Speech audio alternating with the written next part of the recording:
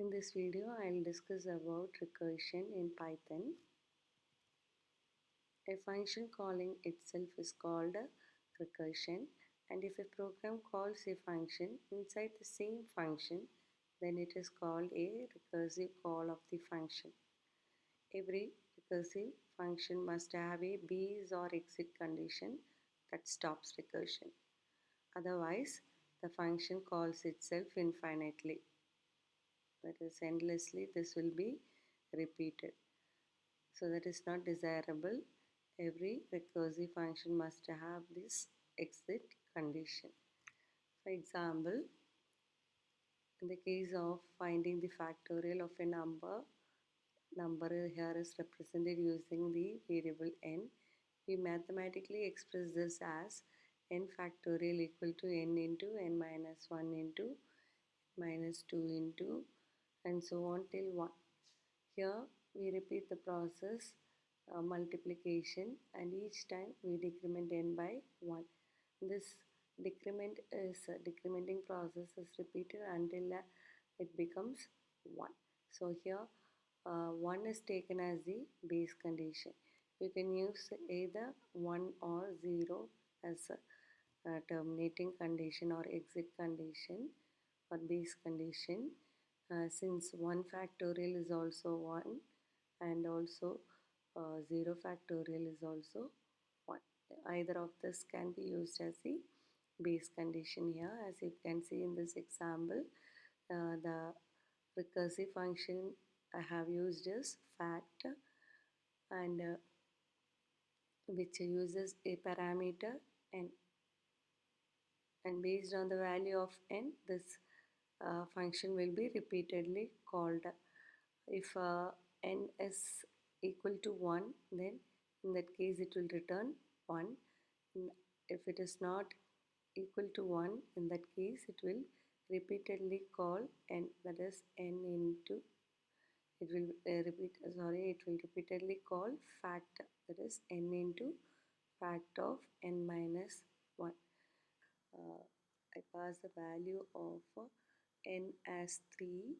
As you can see here in the print statement, fact of num is done, that is called, that is fact of 3 is called passed to this function, and so here the process will be taken out based on this value of n.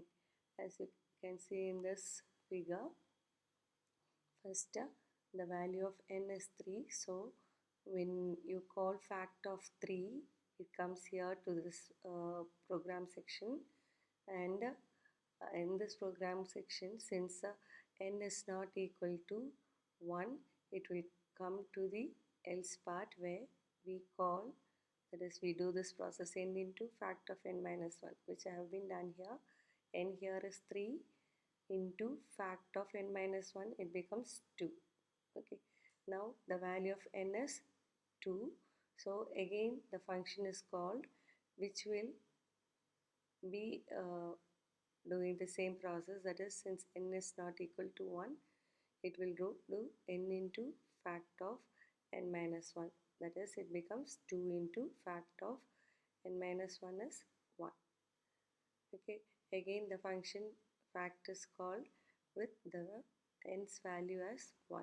Since now the value of n is 1, it will come to this section, that is if n equal to 1, return 1.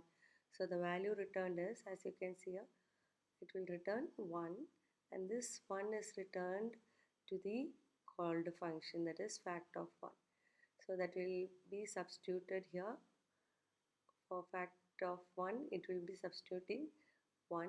So 2 into 1, that is it becomes 2. As you can see here, it will pass the value of 2 to the previously called function, that is fact of 2. So here the fact of 2 will be substituted with 2, so that becomes 3 into 2, which is 6. Okay, and that value will be passed to the actual, that is the first function call here, and so the value passed is 6, which will be returned, and that will be printed here as the output, as you can see in the output. This is another example of a recursion, that is to multiply two numbers. Multiplication of two numbers can be done by repeated addition method. And for example, if you have to add, if you want to multiply 5 into 4, that is equal to 20. The same can also be done as adding 5 4 times. That is, if you do 5 plus 5 plus 5 plus 5, it will give the same answer. So any multiplication can be done using addition method. So that is what is done here using recursion. Uh, it should have a base condition, that is here the base condition is 0. That is, if the multiplicative value is 0, in that case it will stop recursion. As you see here in this program, we have the function name as mult, that is the recursive function name is mult here. And to this function I pass two values, 12 and 9, which is assigned to x and y. So x is 12, y is 9, and this uh, program or a recursive function will work based on the value of y. If y's value is not equal to 0, in that case it will do x plus, that is x is added y times here. So x plus mult of x comma y minus 1. Each time you add x, the value of y is decremented by 1. That is, in this case 5 into 4. Once when you add 5, then the remaining number of times it should be added as 3. Okay, then when you add 5 two times, then the value of y becomes 2. Okay, and so here 12 is added first, then plus again the function is called with 12 and y minus 1, that is 8.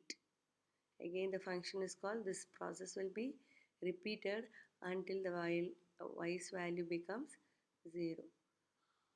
Okay, and you can see the result, that is 12 into 9 is 108, which is printed here. And that's all about recursion. Thank you.